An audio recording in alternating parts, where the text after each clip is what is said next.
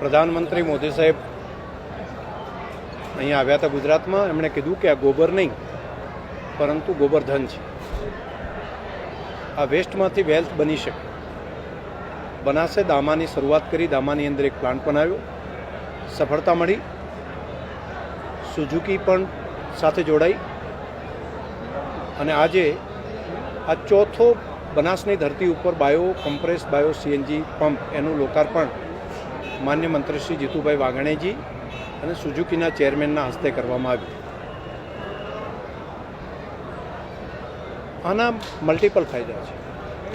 બહારથી જે આપણે ગેસ લાવવો પડે છે એ વિદેશ ઉપર આધારિત નહીં રહેવું પડે. બીજું, એમાંથી નીકળતું જે ખાતર છે એનું વેલ્યુ એડિશન થાય છે. જે છાણ ગરમી, સૂર્યતાપ અને હવાને કારણે એની અંદરની પોષક તત્વો ઉડી જાય છે, તો એને સંગ્રહિત કરીને રાખવાથી મલ્ટિપલ થઈ શકશે.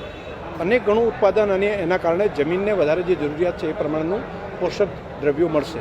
એટલે સોઇલ હેલ્થ ઠીક કરવાનું કામ કરશે. માઇક્રોરાજા ડેવલપ બી આના કારણે વધારે થાય છે. ઓર્ગેનિક કાર્બન પણ આ ગોબરના કારણે ડેવલપ થાય છે. અને જંતુનાશક દવા અને રાસાયણિક ખાતરો સિવાય આપણા આ કુદરતી ખાતરના કારણે તૈયાર થયેલો ખેતીનો પાક એ માનવ જીવન માટે અમૃત સમાન છે. એટલે ઝેરમુક્ત ખોરાક તૈયાર કરીને કેન્સર જેવી બીમારીમાંથી દૂર કરવાનું કામ પણ થઈ શકશે. ખેડૂતોને વધારાની દૂધની સાથે સાથે એક ગોબરની આવક પણ મળતી થશે. એટલે એક ખૂબ મોટું આયામ કહેવાય એવું કામ છે. એ સાથે સાથે એક કામ ભારત ટેક્સી, જેના માધ્યમથી ડ્રાઈવર પોતે ગાડીનો માલિક થઈ શકે તેવું પણ એક ત્રિસ્તરીય મોડલ બનાવ્યું છે.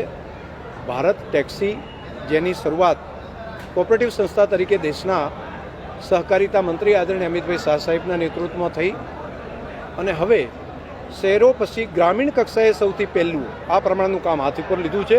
ટેક્સી સુઝુકીમાંથી આપશે અને ડ્રાઈવર પોતે ટેક્સીનો માલિક થઈ શકે. ગેસ બાયો સીએનજી પ્લાન્ટમાંથી ભરાવશે એટલે સસ્તામાં પણ સારી મુસાફરી કરી શકશે. ઇન્કમનું એક સાધન બનશે. એક સસ્ટેનેબિલિટીનું ખૂબ સારું મોડલ આ બન્યું છે. હું આભાર માનીશ માન્ય મંત્રીશ્રી અને તમામ પશુપાલકોને કે આજે ખૂબ સારો કાર્યક્રમ કર્યો. ધાનેરાના પ્રજાજનોને પણ આજે હૃદયથી અભિનંદન, બનાસવાસીઓને અભિનંદન. આવતીકાલે સાહેબ બનાસ ડેરીનું એજીએમ યોજાવાનું છે. ખાસ કરીને જે પશુપાલકો છે તેમની નજર આ એજીએમ પર છે. અલગ અલગ રાજ્યની